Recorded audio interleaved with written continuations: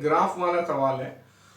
Force acting on a body varies with time as shown below. If initial momentum is p, then the time taken by the body to retain its momentum p again is, मतलब फिर से p momentum हो जाए, ये कब होगा? अब यहाँ पे इनको बोलना चाहिए इनिशियल मोमेंटम, यानी कि जब तक पॉजिटिव फोर्स लग रही है तो मोमेंटम p होगा, जब नेगेटिव फोर्स लगेगी तो मोमेंटम एक बार और p हो जाएगा।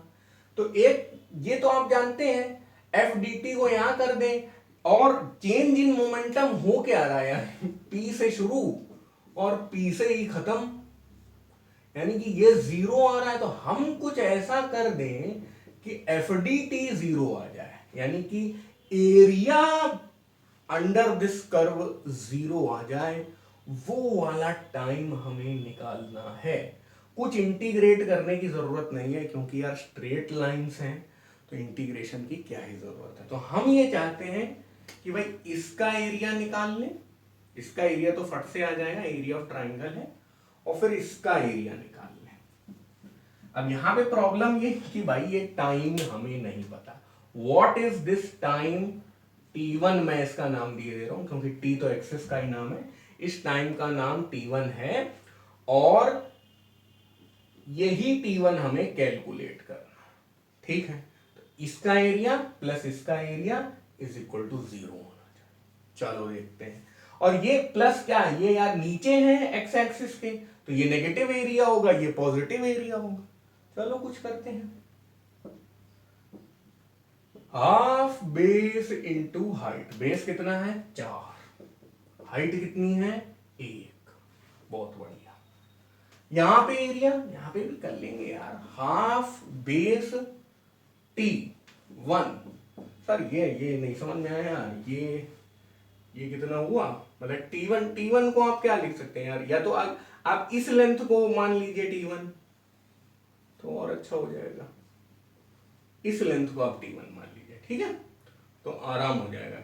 ये बेस t1 है, क्योंकि यार ये पॉइंट t1 तो क्या हो जाएगा 4 प्लस t1, अगर ध्यान दें, ठीक है।